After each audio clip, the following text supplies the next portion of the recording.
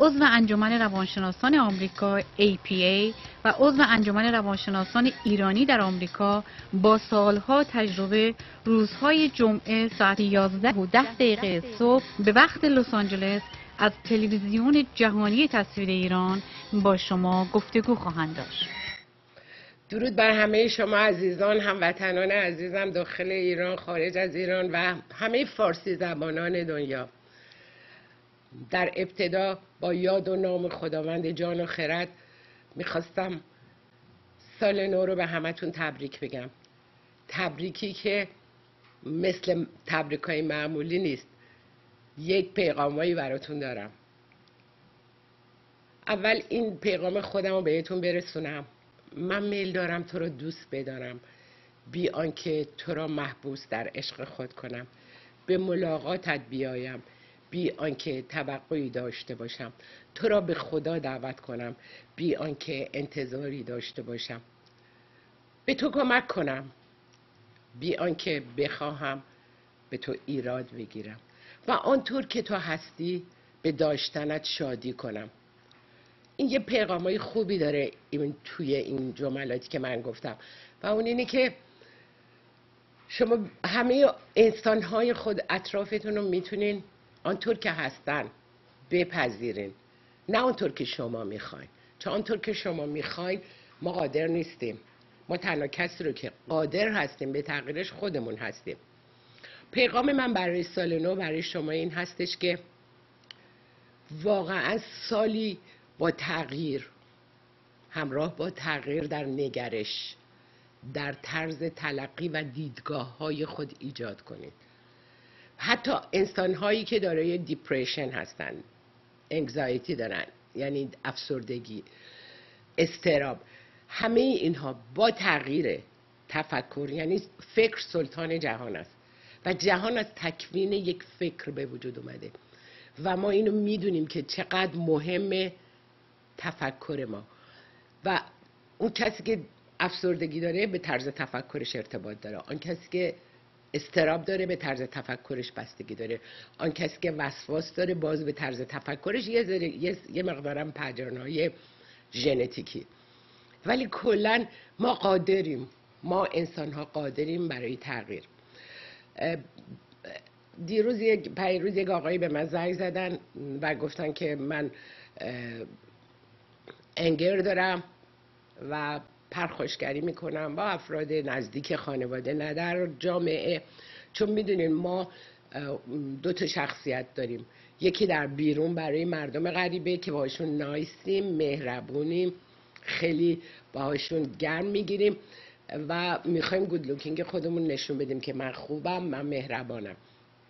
ولی وقتی که میایم با افراد نزدیک، حالا میتونه خواهر، برادر، فرزند، همسر باشه که باشون رو درواسی نداریم، فکر میکنیم که خب ما میتونیم به قول خودشون ما خودمون رو اونجا باید نشون بدیم. اگر پرخاشگریم، اگر خشمگینیم، اگر عصبانی هستیم، باید به اونا نشون بدیم.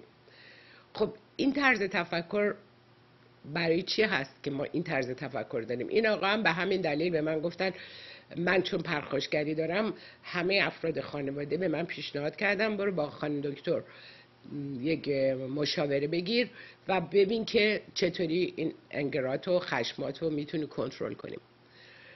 و من خیلی به این آقا خیلی خیلی تبریک گفتم که وقتی ما آگاه باشم از اشکالم، وقتی من باور کنم که این اشکال رو دارم، براش دنبال سلوشن میگردم.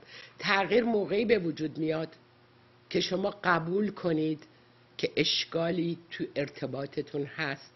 همه ما اشکال داریم، گل بی عیب خداست. همه ما یه جورایی تو ارتباطاتمون داره اشکال هستیم. هیچکی نیستش که بگه من اصلا خیلی تافته جدا بافته هستم. هیچکی اونطوری نیست. همه ما یه اشکالاتی تو ارتباطاتمون داریم. حالا هر کی زودتر واقف بشه و بخواد دنبال سلوشن، راه حل بگرده و بخواد دیگه دوباره اون رفتارها رو تکرار نکنه، اون آزردگی ها رو در خانواده ایجاد نکنه، that's great. یعنی اون آدم قابل ارزشه. اون آدم برای من خیلی خیلی با ارزشه به خاطر آگاه شدنش از اینکه چه اشکالی داره، اشتباهش چی بوده. اگر ما واقف باشیم، اقرار کنیم و دنبال راه حل باشیم. و من واقعا به ایشون تبریک گفتم که آگاه شده، دنبال راه حل هست و میخواد خودشو کرکت بکنه، تغییر بده. گفت میخوام برای سال نو تغییر پویایی بکنم. من به همه شما عزیزان پیشنهاد میکنم، درسته که سال نو همراه با نقل و شیرینی و سبزه و سفره 7 سین و همه برکت هایی که خداوند برای ما آفریده و ما واقعا قدرش رو باید بدونیم، تمام اینها نعمت هایی هستش که به ما ارزانی شده. و آیا شما قدر نعمت های خودتون رو میدونیم؟ قدر سلامتی وجودتون، ارزش های درونیتون رو میدونین؟ آیا بهش فکر کردین که چقدر با ارزش هستین؟ شما ناتوان و ضعیف و نمیدونم بدبخت نیستین. این کلمات رو وقتی میگین همه اونا رو به طرف خودتون جذب میکنین. وقتی که خودتون یاد بگیرین دوست داشته باشین، بعد یاد بگیرین که تغییر رو در وجودتون به وجود بیارین. نه من نمیتونم تغییر کنم، من 50 ساله 40 ساله 60 ساله حالا هرچی این رفتارها رو دارم، چطوری میتونم تغییر کنم؟ بله، آدم 80 ساله رو با من تو تراپ تغییر کرد. آقایی بود که همیشه از این مسئله کودکیش ناراحت بود. وقتی که باهاش کار کردیم و آگاه شد که دیگه اون افکار پوسیده 70 سال قبلشو هی نیاره جلوی خودش و خودشو انرژیاشو درین نکنه، اون موقع خب اون آدم مستر زندگی خودش شد و تونست که بپره و تونست فائق بشه و تمام اون خشمای دوران کودکی، آزردگی ها، چیزایی که 70 خورده سال پیش به وجود اومده بود و ایشونا آزار میداد. ما میتونیم تغییر کنیم. فکر نکنین که قادر نیستیم، فقط باید بخواین، باور کنین که این رفتارتون اشکال داره و اون رفتار رو میخواین تغییرش بده. ممکن چند تا اشکال دیگه هم باشه، ولی به هر حال تک تک اونها رو باورای محدود کنندمون رو ما تغییر میدیم. من توی همین کتاب رمز موفقیت و ذهن خلاق توش تغییر باورای محدود کننده رو نوشتم و با این CD که همراه با یه سری از مسائل کتاب هست و 2 تا مدیتیشن توشه. این دستمایه‌ای هست برای شما، میتونید به عنوان رفرنس، یعنی کتاب مرجع بهش رجوع کنید و فهرستاشو نگاه کنید، ببینین اعتماد به نفس توش هست، چجوری رفتارامون رو تغییر بدیم، چجوری باورامون اصلا توی زندگی ما تاثیر میذاره، چطوری میتونیم با آرامش خودمون رو به اوج خوشبختی برسونیم. خوشبختی چیه؟ عشق اصلا چجوری هستش و ما زاده عشقیم و یاد بگیریم که عشق هستش که میتونه ما رو سر پا نگه داره. درسته ما میخوایم عید که میشه میایم و این کتاب رو میتونین از ایران، یه خانمی اتفاقا از یک ایالت امریکا به من زنگ زدن چند روز پیش و گفتن خانم دکتر من همیشه شما رو خیلی دوست داشتم و واقعا تحسین میکردم، ولی از موقعی که این کتابتون رو خوندم و CD شما رو توی ماشین تمام مدت گوش میدم، تمام کلماتتون رو من اصلا مو به مو توی وجود من انگار ذره ذره وجود من اینا رو پذیرفته و چقدر من تغییر کردم و من خیلی خوشحالم که میتونه این کلام و پیغام و پیامایی که من دادم اینقدر مفید باشه براتون. این کتاب رو در ایران میتونیم با تلفن 0912 390 2686 سفارش بدین که براتون فرستاده بشه و در امریکا یا با شماره تلفن 310 که روی مانیتور هست 402 49 46 تماس بگیرین و یا میتونین تو وبسایت من مراجعه کنین. یک آپشنی داره برای سفارش کتاب که هر نوع کردیتی داشته باشین اون قبول میکنه و میتونین این کتاب رو سفارش بدین که از طریق ایمیلی که میفرستم به دفتر من آدرس و اینفورمیشن شما هست و براتون کتابا پست میشه. برای تمامی کسایی که در ایران و در امریکا سفارش کتاب داده بودن تمام کتاب ها پست شده و امیدوارم که به زودی به دستتون برسه. این که من این کتاب رو به همه توصیه میکنم، این مجموعه تمام چیزهایی هستش که شما نیاز دارین. این جمله‌ای که من پشت کتابم براتون نوشتم احساس میکنم بی قید و شرط همه را دوست دارم. یاد بگیریم که بی قید و شرط همه رو دوست داشته باشیم. دنبال این نباشیم اگه تغییر کنه، اگر اونجوری بشه دوستش دارم، قبلا دوستش داشتم حالا رفتارش عوض شده دوستش ندارم. نه، میتونیم دوست داشته باشیم و با تغییر خودمون آدم ها تغییر میکنن. سرمشق این حقیقت میشم که نوع بشر خلاق است و ما خلاقیم.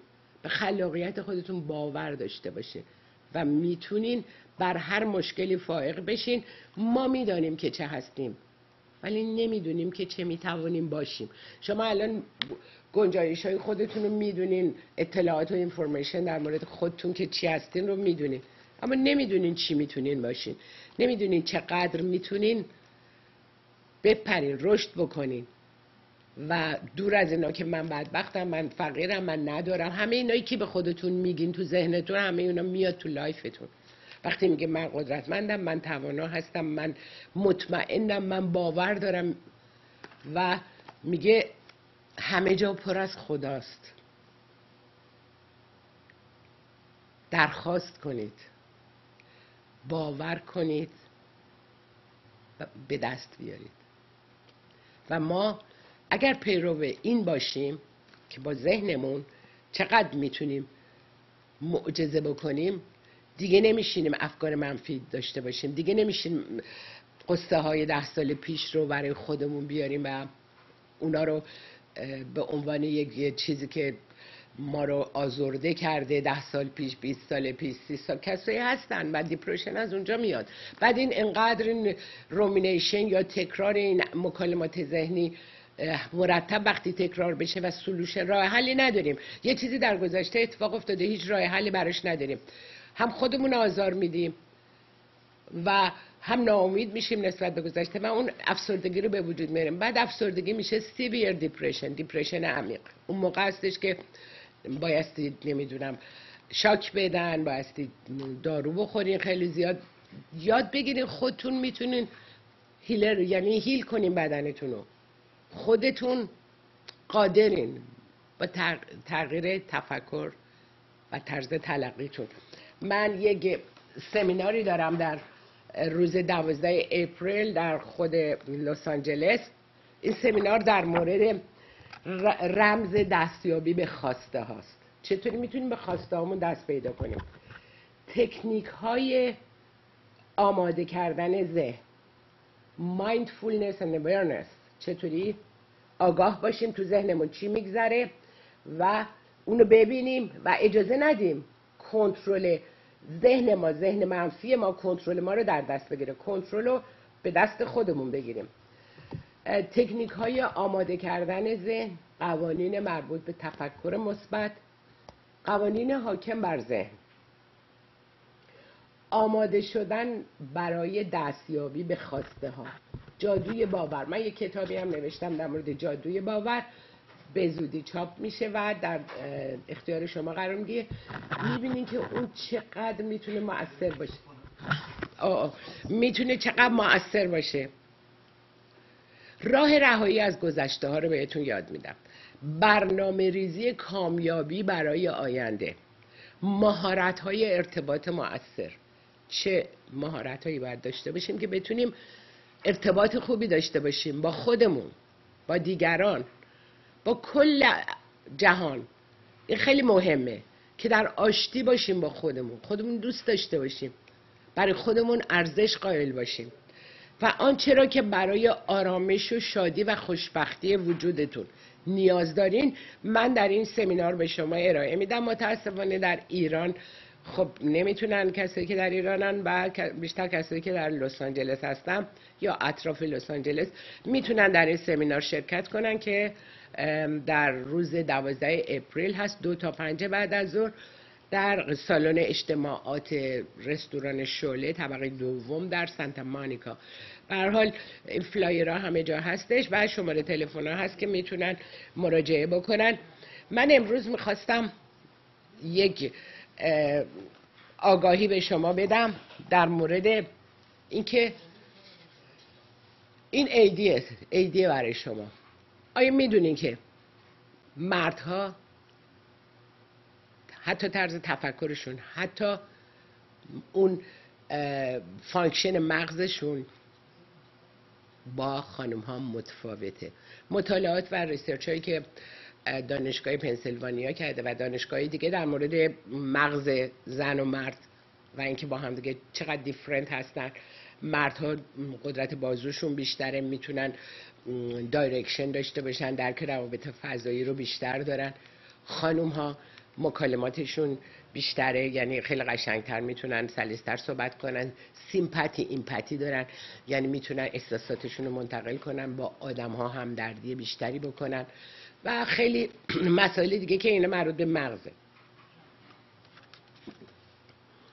ولی برای شما که یه زن هستین و داره همسر هستین، یا برای شما که یک آقا هستین و داره همسر هستین، بعد بدونین که زنا چه نیازایی دارن، آقایون بدونن و خانم ها بدونن مردها چه نیازهایی دارن.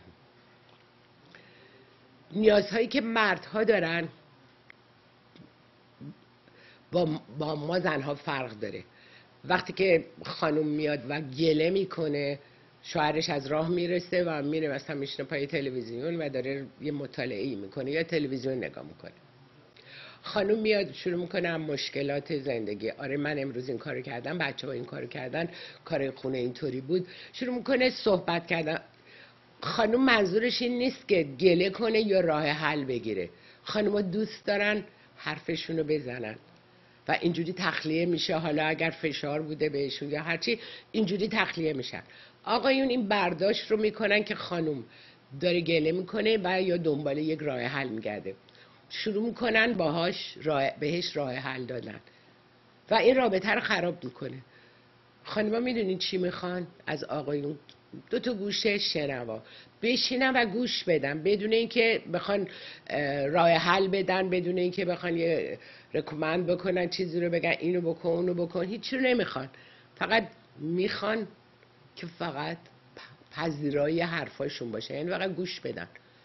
اظهار عقیده لزومی نداره. حالا آقایون وقتی که میان و تو لاک خودشونن، یعنی میرن توی اون به قول معروف غار خودشون، حالا مشکلی در مورد کار دارن، هر مسئله‌ای دارن، خانم ها هی اصرار میکنن چرا با من حرف نمیزنی؟ بگو ببینم مشکلت چیه؟ یعنی ما میخوایم به زور. مردها دوست ندارن، میخوان تو غار خودشون باشن، روی اون مسئله فکر کنن، دوست ندارن در موردش صحبت کنن. تفاوتشون اینه. و اصرار خانم‌ها که اصلا نمیخواد با من صحبت کنه، من دارم کلاینت هایی که میگن آقا اصلا دلش نمیخواد با من صحبت کنه، هر چی سوال میکنم این چی شد اون چی شد، جواب اونطوری به من نمیده. آره آقایون دوست ندارن در مورد این مسائل موقعی که خودشون تحت فشار هستن یا مضطرب هستن بیان بیان کنن. خانم ها اپروچ کردنشون، رسیدن به این مسائل کاملا متفاوته با آقایون. خانم ها دوست دارن سریع بیان کنن آره من این مشکل دارم، اینجوری شد اونطوری شد، ولی بازم راه حل از آقا نمیخوان، فقط یه درد و دله و آقا باید گوش بده. اون خانم هم باید آقا رو بذاره توی اون غار خودش باشه، مشکلی که با خودش داره ببینه چه جوری میتونه حل بکنه. و اصرار شما ایجاد اشکال میکنه. مدل رفتارامون با هم فرق داره. ما یه جور دیگه فکر میکنیم، یه جور دیگه برداشت میکنیم، آقایون کاملا متفاوتن. نیازهایی که خانم‌ها دارن اینه که دوست دارن همسرشون بهشون علاقه داشته باشه، درکشون بکنه، وفاداری داشته باشه، یه سری ارزش ها رو وجودی اونا رو درک بکنه و اینکه یه اطمینان خاطری، یه ساپورتی یا هر چیزی که به هر حال شما فکر میکنین که احساس کنه یکی پشتیبانشه و میتونه به اون تکیه بکنه. حالا آقایون درست چیزایی رو که میخوان خیلی هم مهمه. آقایون میگه قدردانی میخوان، نمیتونین همش مقایسه کنین. آره این آقای همسایه مثلا خیلی قشنگ بلد بود لوله خونش رو خراب شد درست کنه یا تلویزیون درست کنه، تو که بلد نیستی. مقایسه خیلی براشون سخته، به هیچ وجه این کارو نکنین. مقایسه کردن رابطه رو خراب میکنه. آقایون نیاز به قدردانی دارن، میگه منو ببین، زحمتهای منو درک بکن. درک کردن از شما میخوان. نمیخوان انتقاد بکنین ازشون. خانوما هم دوست ندارن ازشون انتقاد بشه. انتقاد رابطه رو خراب میکنه. چه چیزی رو میخواین درست کنین با انتقاد؟ وقتی که بهش بگین تو اینی و کارت اشتباهه، میخواین رابطه رو درست کنین؟ چطوری؟ با نیشه زبان زدن به آدم ها؟ انتقاد نیشه زبانه. مردها زنها رو درک بکنن، محبت و وفاداری بهشون داشته باشن، اون عشق و علاقه رو. آقایون قدر شناسی میخوان. آقایون دوست دارن که اون خانم تاییدشون کنه، مورد پذیرش خانم قرار بگیره. تشویق، مثل بچه ها که دوست دارن تشویق بشن. ما با تشویق میتونیم اونا رو اصلا راهنماشون باشیم که کاراشون رو بهتر انجام بدن.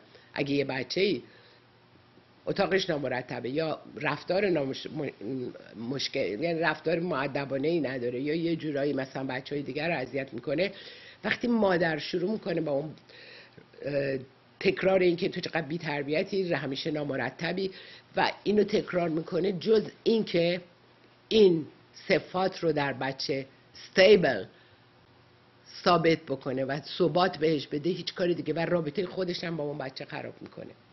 ما میتونیم از طریق تشویق اونو وادار کنیم به کاری که اصلا نمیکنه. بگیم خیلی مرتبه، میدونم که الان وقت نکرده اتاقشو مرتب کنه، خیلی خیلی بچه با ادبیه، من بهش افتخار میکنم. اشکال نداره دروغ باشه، شما دارین این رولش میکنین به سمت اون چیزایی که میگین، ولی وقتی که دارین ازش انتقاد میکنین اون میخواد بیشتر این کارو بکنه و ناخودآگاه میخواد عذابتون بده. میدونه که شما ناراحت میشین، اینجوری کنترل میکنه شما رو.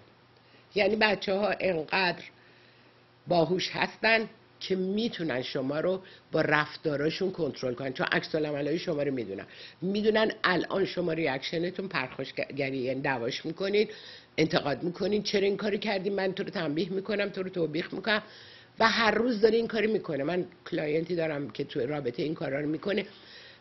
وقتی اومده بود بهش گفتم خیلی خوب، الان چند ساله داری این کاری میکنی با یه بچه 6 7 ساله و همش داری بهش انتقاد میکنی و داری پریویلیجشو، یعنی بهش میگی تو محروم میشی از فلان چیز، من اون جایزه رو که قرار بود برات بخرم نمیخرم چون این کاری کردی اون کاری کردی و همطور تهدید. فکر میکنین اثر داره؟ اثر نداره. ما میتونیم با تشویق از بدها بهترینا رو بسازیم، یاد بگیریم. قدردانی و تشویق.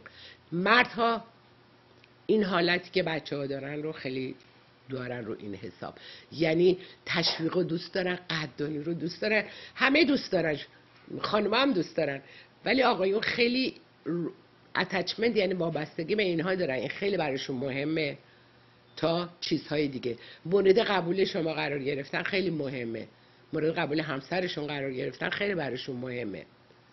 خب خانوما خواستهاشون متفاوته، با هم دیگه یکی نیست. اینجا این اشکال رو ایجاد نکنین که اونی که شما درک میکنین، اونی که شما حس میکنین، حالا دارین درد دل میکنین و اون داره بهتون راه حل میده، شما ناراحت میشین. اینا برای اینه که آقایون نمیدونن چه جوری با خانم هاشون رفتار کنن، خانم هم نمیدونن که آقایون تفاوت داره تفکرشون. حتی نیمکره‌های مغز رو که نشون داد، گفتن آقایون اگر روی نیمکره چپ دارن یک موضوع رو بررسی میکنن فقط تو اون نیمکره میتونن، ولی خانوم ها وقتی یه موضوع رو بررسی میکنن نیمکره چپ میتونن به نیمکره راست برن و پل بین دو تا نیمکره مال خانوم ها خیلی قطورتره تا مال آقایون. اینایی که ریسرچ هایی که من دیدم دانشگاه پنسیلوانیا توی این مسئله کرده. پس ببینین اشکالی نداره که اونا هم مدل ما فکر نمی کنن، باید بشناسیمشون، هم خانم ها رو ببینیم که چه نکاتی رو باید توجه بکنیم که اونا رو ستیسفکشن و رضایت اونا رو داشته باشه و خانم ها چه نکاتی رو باید رعایت بکنن که آقایون رضایت خاطر داشته باشن. آقایون دوست دارن مورد پذیرش ما باشن، وقتی مقایسهشون میکنیم هرت میشن. همیشه باید برای هر کاری اپریشیشن داشته باشه. واقعا من تو این تراپی دیدم که شوهرها واقعا از قد نشناسی همسرشون، میگه همش مشکلات رو میبینه، همش یه چیزای کوچیکی که واقعا قابل حله میبینه ولی خوبیای منو نمیبینه. اون همه تلاش من برای بهبودی زندگی رو نمیبینه. چطوری که ما تمام خوبیای انسانها رو زیر پا میذاریم و بعد فقط تکیه میکنیم به دو سه تا مسئله‌ای که حالا همه ما اشکال داریم و اونا رو میگین که چی بشه. وقتی از شوهرتون، از همسرتون، از خانومتون گله میکنین، باش دعوا میکنین و فکر میکنین که درستش میکنین، تو بیادبی، تو نمیدونم وقت نشناسی، تو اینی تو اونی. خب میخواین رابطه رو بهبود بدین؟ چی رو میخواین درست بکنین؟ جزی که خراب بکنین کاری دیگه ای نمیتونین بکنین. این همون بچه هست دیگه. وقتی به بچه میگی بی تربیتی، نامرتبی، نامنظمی، مدرسه ازت شکایت کرده، منم ازت ناراضیم، اصلا اونو برات نمیخرم، این چیزهایی که قرار بود برات انجام بدم و نمیدم، یعنی این پریویلیجی که داری از بین میره. یعنی که بچه با تهدید درست نمیشه. آدم بزرگم همینه و اشکال ما اینه. پس میخوایم تو سال نو یک تحولی به وجود بیاریم تو رابطمون، تو رابطه با همسرمون، با فرزندمون، با اطرافیانمون. چطوری که اینقدر ما خودخواهیم که خودمون رو نمیبینیم مشکلاتمون رو و همیشه میگیم آره اون بیادبی کرده، اون این مشکلاتو داره، اون به من حرف زشت زده. خیلی خوب، شما چی؟ میگه وقتی میگه به من حرف زشت زده همسرم، حالا یا خانم یا آقا، میگم خیلی خوب شما چه عکس العملی نشون دادین؟ میگه والا من عکس العملی که نشون دادم جوابشو دادم. وقتی این حرفای زشت رو زد منم گفتم خودتی، اعضای خانواده تا اینه، اون فامیلت، مادرت، پدرت، اونم همونا رو برگشت به من گفت خیلی خوب چه نتیجه‌ای میخواین بگیرین از اینکه اگر اون حرف زشت زده شما هم دیگه اینجا حقتون رو از دست داده. نه خانم دکتر آخه اون اول شروع کرد. مهم نیست که اول شروع کنه. خب ممکنه یه آدمی تو خیابون اینجا حالا توی امریکا یه سیلی به شما بزنه، شما هم برگردین مشت بزنین پرتش کنین زمین، یا شما همون سیلی رو بهش بزنین. وقتی که پلیس میاد دیگه نمیگه کی اول زده کی دوم، شما هم کردین اونم کرده، پس هر دوتاییتون این وسط گیلتی هستین، مقصرین. اگه از هم دیگه شکایت دارین دیگه حقی ندارین. اما وقتی که شما میگین گله میکنین که اون حرفای بد میزنه، منم نمیگم شما بشینین لو سلف کانفیدنس، اعتماد به نفس پایین، سرتون بندازین پایین یا بریم بشینین گریه کنین. دو حالت داره. میتونین دو رفتار اشکالدار ایجاد کنین یا رفتاره که مستر بشین، یعنی رابطتون رو شما باشین که اون رابطه رو ران بکنین. یعنی میگه که اوضاع احوال رو در اختیار بگیرین. وقتی میگیم مستر منظور اینه که تو اون رابطه پیروزی با شما باشه، چون اینجا خیلی توی امریکا رسم هستش دیگه که میگن بتونین شما یک رابطه ای رو که بین زن و شوهر به وجود میاد شما اون ادارش کنین، هدایتش کنین. اون هدایت رو حالا اینجا به عنوان مستر میگن که من اگه گفتم فارسیش هدایت کردنه، هدایت بکنین. و مستر رو برای فوق لیسانس هم خب اینجا میگن اگه کسی داشته باشه میگیم فوق لیسانس اینه و یا مستر این مسئله است. به هر حال خواستم براتون جا بیفته. زنا به چی نیاز دارن؟ زنا به مراقبت، یعنی دوست دارن یکی ساپورتشون کنه، مواظبشون باشه. مردا به چی؟ مردا به این نیاز دارن که اطمینان داشته باشن از اینکه شما قبولشون دارین و وقتی پیغامتون برخلاف اینه مرد وری میشه و اینجوری رابطه خراب میشه، دور میشن و ممکنه برن توی رابطه ای که قدردانی ازشون بشه. یا خانم ها، فرقی نمیکنه. وقتی که ما یک رابطه مخدوشی داریم و همش کشمکشه، اون مرده به سمت نیازهای خودش، چه کسی بیشتر از اون قدردانی میکنه، چه کسی بهش اطمینان داره، چه کسی تشویقش میکنه، و خانمه به سمت چیزی بره که چه کسی درکش میکنه، چه کسی بهش محبت میده. اینا ممکنه رابطه خانواده رو اینجوری خراب بشه. ولی ما اجازه ندیم ستونهای قوی خانواده ما واقعا با ارزشترین واحد و کوچکترین واحد جامعه خانواده است و این خانواده رو قدرش رو بدونیم. با هر تقیید، نمیدونم اتفاق کوچیکی نخوایم، نه من میخوام طلاق بگیرم برم توی رابطه جدید، نمیگه برم تو رابطه طلاق بگیرم راحتم. فکر میکنین که طلاق راه حله؟ خب وقتی شما نخواین رفتارتون رو تغییر بدین، ندونین اشکالتون کجاست، نفهمین که این رابطه برای چی اینقدر اشکال دار شده، خب بازم تو رابطه بعدی میخواین اون آدم بعدی، من نمیدونم، صبر ایوب داشته باشه یا یه آدمی باشه که بتونه تمام مشکلات شما رو تحمل کنه. ما هم با همون مشکلات بریم توی خانواده جدید و این اشتباهه. میتونین همون خانواده خودتون رو، کانون خودتون با فرزندانتون رو محکم و پایدار نگه دارین.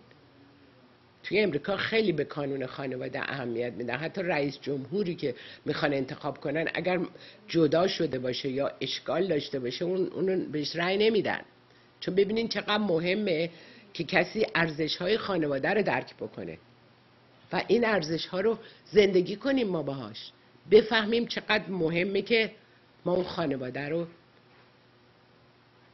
مخصوصا جوان‌ها، کسایی که اول زندگیشون بچه‌های کوچیک دارن و میتونه اون بچه‌ها چقدر آسیب ببینن در سنین زیر 10 سال، سنین بلوغ، اینا آسیب میبینن. دارم من واقعا کلاینت هایی که میگن مثلا دختر من، ما 15 سالم بود جدا شد، 15 سالش بود ما جدا شدیم، دختر من به دراگ رو کرده تو همه امریکا.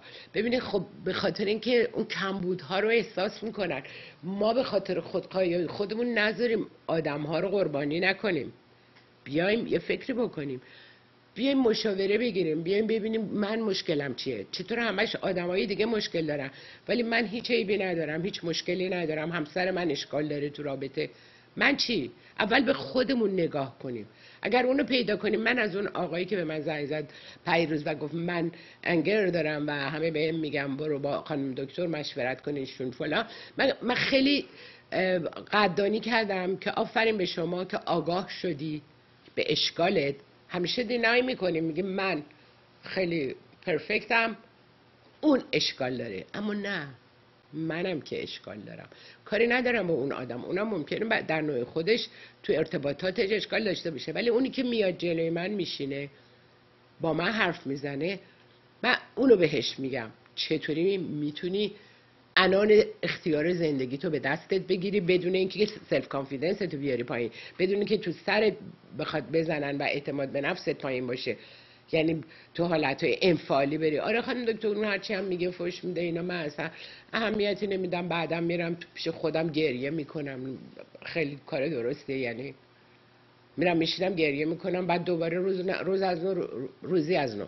ببینین اشکال چیه، چه اشکالی تو رابطه دارین، ببینین نیازهای آدم‌ها چیه. اون مرد این نیازها کلیه که بهتون گفتم، من مغزاشونم مغز مرد و زن کاملا متفاوته که 10 تفاوت عمده داره که من حالا الان دیگه نمیخوام در مورد اون مسائل فانکشن مغز و عمل کرده مغز باهاتون صحبت بکنم، ولی دارم میگم به هر حال هم تو ارتباطشون به خاطر همون دیفرنت بودن مغزشون با هم اشکال ارتباطشون، یعنی با هم دیگه متفاوتن و اشکالایی که ما داریم اینه که نمیتونیم این بفهمیم، که فکر میکنیم اونا مثل ما فکر میکنن، آقایون مثل ما، خانم‌ها فکر میکنن، خانم‌ها آقایون فکر میکنن، ما مثل اونا فکر میکنیم. یاد بگیرن ببینین چه جوری به هم دیگه برسیم.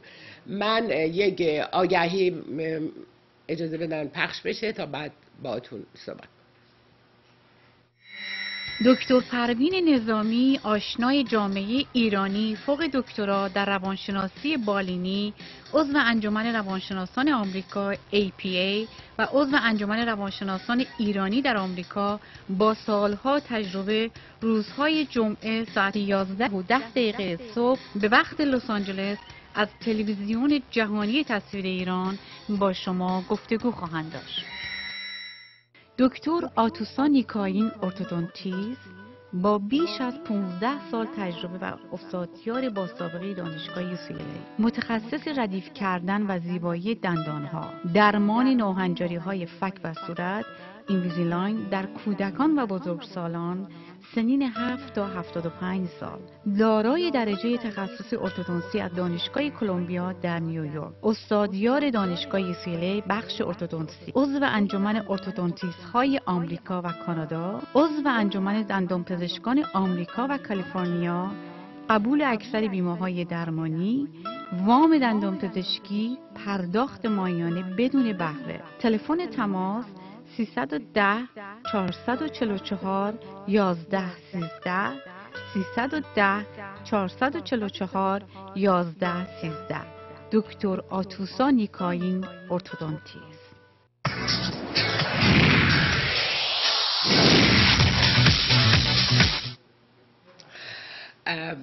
با درودی دوباره به شما. من دکتر آتوسا نیکاین، دختر من هستش و در 20 سالگی دندان پزشک شد و در کلمبیا نیویورک تخصص ارتودنسی رو گرفت. من به وجودش افتخار میکنم و خوشحالم که به هر حال موفقه در زندگی. اینو با افتخار به این دلیل به مناسبت عید نوروز گفتم. ما یه خطی رو میگیریم. عزیزم بفرمایید، روی خط هستین؟ سلام دکتر. سلام بر شما. بله بله بفرمایید. سلام. سال نو مبارک جلوتر. یه سوال متفاوت دارم. اگر شما به چشم زدن عقیده دارین، اگر همچین چیزی هم هست میشه توضیح داد بدین؟ خیلی ممنونم. خداحافظ. خداحافظ شما. چشم زدن، مسئله اعتقاد به چشم زدن بستگی داره به اینکه شما چجوری اونو برداشت میکنید. مهم اینه که ما امواج منفی، امواج الکترومغناطیسی توی ذهنمون هستش که گفتم فکر ما دارای امواج الکترومغناطیسی است. الان 30 سال 35 ساله که علم روانشناسی ثابت کرده که ما ذهنمون، فکرمون دارای انرژیه و امواج الکترومغناطیسی یا الکترومگنت از خودش ساطع میکنه که میره و با امواج الکترومگنت و الکترومغناطیسی توی یونیورس، چون اطراف ما الان شما فکر میکنین چیزی نیست، پر از امواج مختلف هستش و اونا رو به سمت خودش میگیره. یعنی منفی منفی رو جذب میکنه، مثبت مثبت رو. حالا چشم زدن میگن نگاتیو، اون فکر چشمی که میزنه یعنی امواج منفی رو به سمت اون آدم میفرسته و شما یه ناک وود میکنین، یعنی به چوب ضربه که میزنین میگین اون انرژی قطع میشه. توی امریکا هم همه حالا بهش فکر میکنن. حالا سوپرستیشنه، ممکنه که تفکر خرافاتی باشه. علمی ما نمیتونیم این رو ثابتش بکنیم، بستگی داره به اینکه شما چه برداشتی داشته باشین. ولی به هر حال اینکه نگاتیو انرژی های آدم ها رو ما میگیریم، کسایی که همسرایی که دارن که دیپریشن دارن و نگاتیو انرژی دارن، وقتی که در کانتکست اون فضای اطرافمون، اون حاله اطرافشون چون با هم دیگه نزدیکن، حالا در یک جا بغل دست هم میشینن یا توی یک رخت خواب میخوابن، این اورای اطرافشون با هم دیگه در ارتباط قرار میگیره و مثل هم دیگه میشه، یعنی به هم میتونن اینا سرایت بکنه. اینا چیزاییه که ثابت شده که بعد تو شعرها گفتن افسرده در افسرده کند انجمنی را. یعنی چی؟ یعنی میتونه اون موج اون که خیلی، اگر حتی توی تاکسی هم بغل دست اون نشسته باشین، تو همون چند دقیقه وقتی که اورای شما با اون طرف با هم دیگه یکی میشه، میتونه یه مقدار اونو بده، یا حتی فضاهایی که بسته است انقدر نگاتیو انرژی داره که ما رو مضطرب میکنه، به خاطر اینکه انرژی کربونیکی که از بازدم اون توی فضا میاد میره و روی مغز ما تاثیر منفی میذاره. بهترین راه گردش در فضای باز، گردش در کنار دریا، در جنگل، در پارک ها، در جاهایی هستش که فرش ایر، هوای تازه هستش و ما میتونیم انرژی ها رو از اونجا بگیریم. فضاهای بسته انرژی های منفی یا مضطرب کننده رو گفتم علتش هم به خاطر انرژی کربونیک زیادی که تو اون فضا هست. و اینکه بیلیو داشته باشیم به اینکه چشم هست یا نیست، اینم یه مسئله‌ایه که مورد بررسی قرار گرفته و گفتم توی همه جای دنیا از این چشما میذارن، ناکانده وود میکنن، باور دارن دیگه. حالا بستگی داره به شما، علمی نمیتونیم بگیم، علمی میگن سوپرستیشس، یعنی یه چیزیه که خرافاتیه. من به یک تلویزیون زنگ ده. بفرمایید. الو، رو خط هستین؟ الو، خوب شما؟ بفرمایید. خوب شما؟ من فقط میخواستم تبریک بگم به شما، خیلی عید به شما تبریک میگم. ممنونم. من هم متقابلا به شما عید رو تبریک میگم و امیدوارم سال پرباری پر از تغییر، محبت، برکت، عشق، خوشبختی داشته باشه. از جورجیا. خواهش میکنم، خیلی لطف کردین. از جورجیا زنگ میزنیم. ممنونم ازتون. انشالله برای شما هم سال خوبی باشه. خدا نگهدارتون باشه.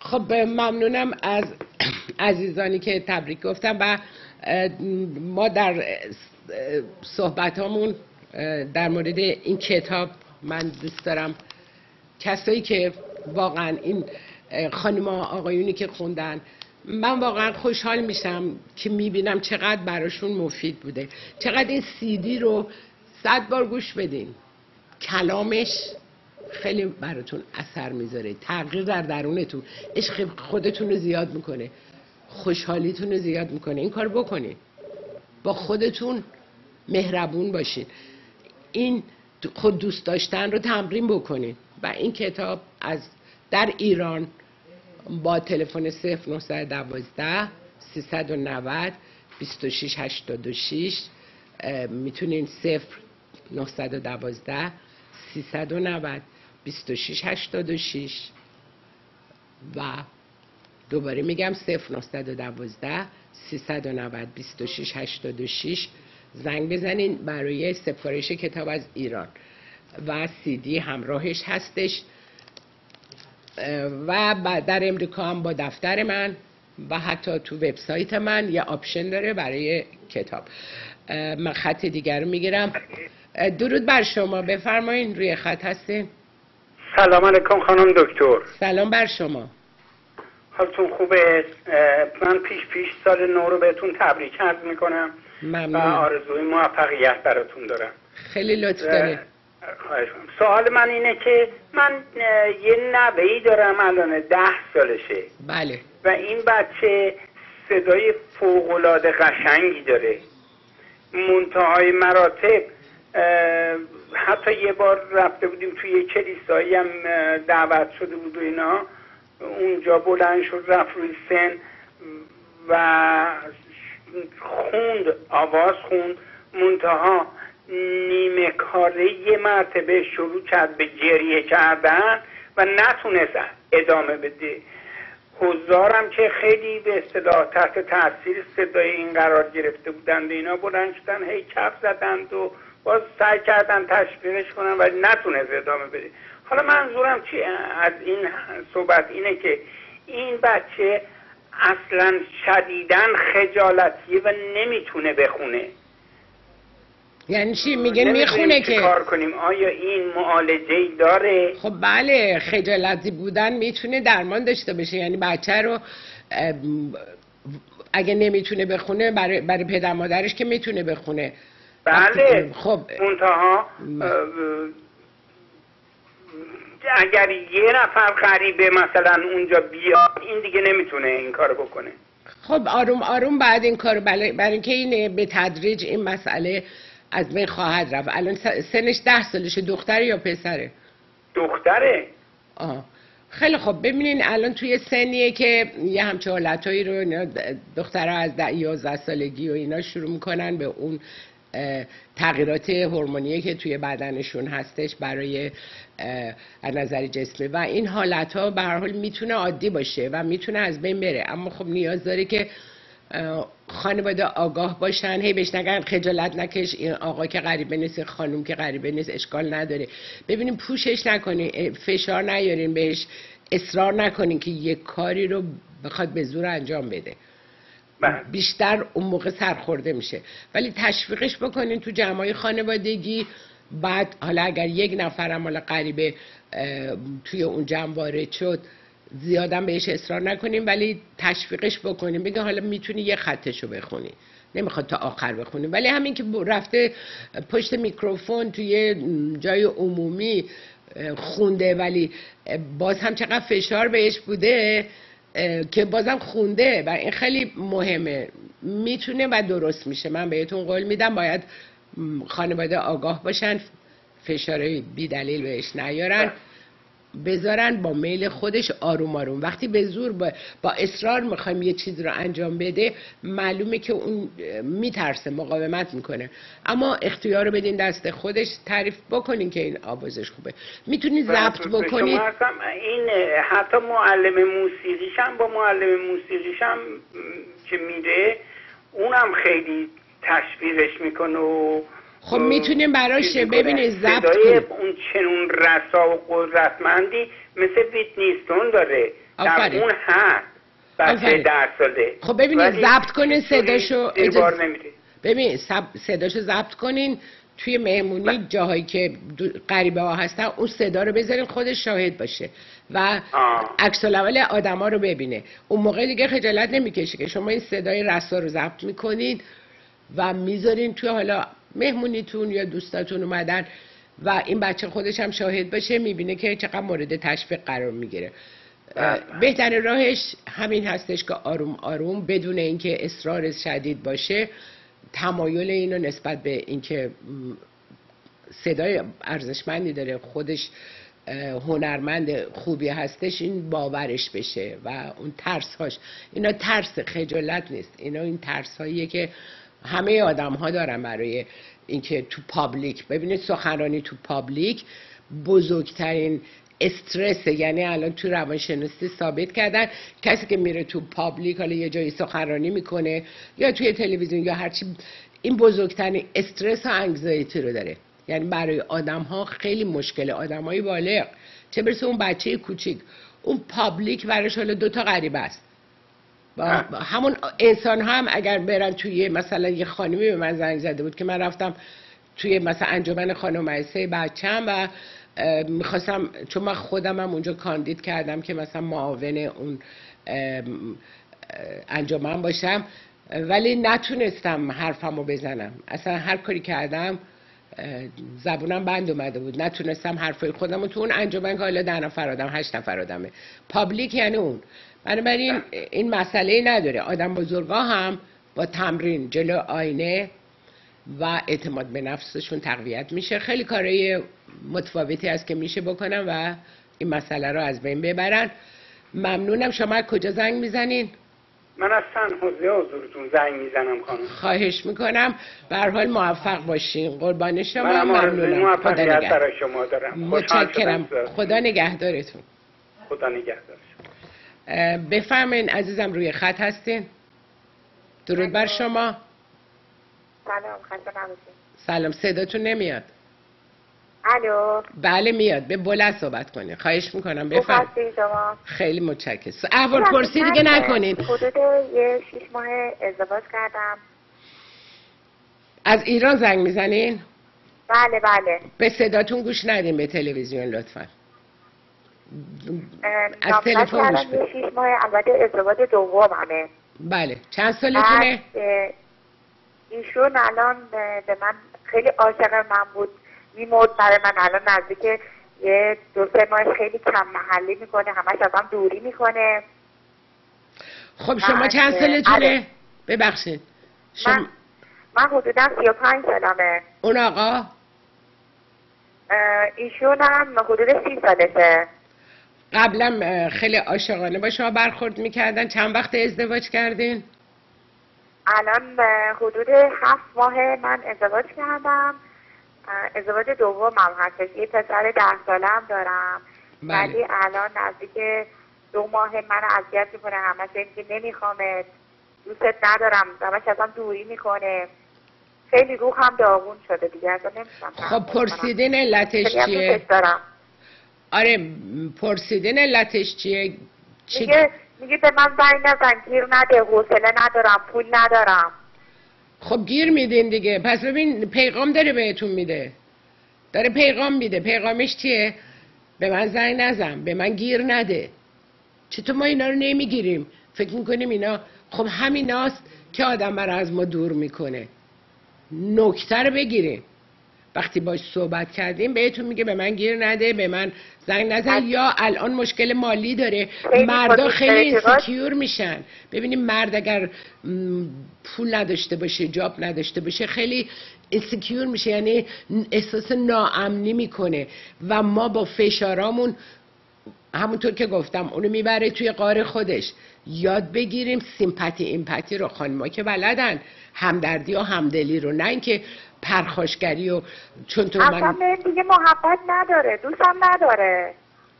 چرا؟ شما باور نکنین با دوستاشه نه باور نکنین که دوستتون نداره. الان یه بحرانه. من الان چون به من از اتاق فرمان گفتن که وقتم 2 دقیقه دیگه تموم میشه، متاسفانه من نمیتونم صحبت کنم. از ایران اگه زنگ میزنین گفتم میتونین 20 دقیقه مشاوره رایگان با من داشته باشین از ایران با تلفن 0912 390 2686 زنگ بزنین و مشاوره رایگان بگیرین. من باهاتون مشاوره میکنم و در ضمن این کتاب منم میتونید سفارش بدین، توش بسیار براتون ارزشمنده. اینو حتی میتونیم به دیگران به عنوان گیفت بدین.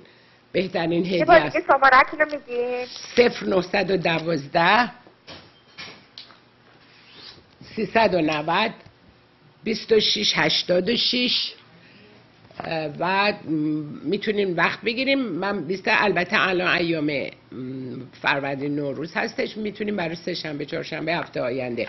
و من یک سمینار دارم برای کسانی که حالا خدا نگهدارت عزیزم، با من میتونی صحبت کنی. الان شما بگی من باید چیکار کنم؟ کم محلی کنم بهش؟ من وقتم تموم شده، به من زنگ بزن. نه کم محلی سولوشن نیست، راهکار نیست. چطوری که نمیتونی با کم محلی، نمیتونی اون مشکل داره. الان شما داریم به مشکلش اضافه میکنی، اون از خودت بیزار میکنی.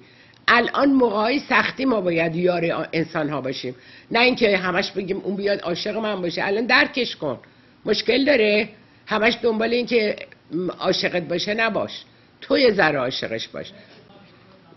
من خدا نگهدار میگم و سمینار من 12 اپریل هستش در رستوران شعله در طبقه 2 سالن کنفرانسش. امیدوارم اونجا شما رو ببینم که بتونین دستیابی به خواسته هاتون پیدا بکنین.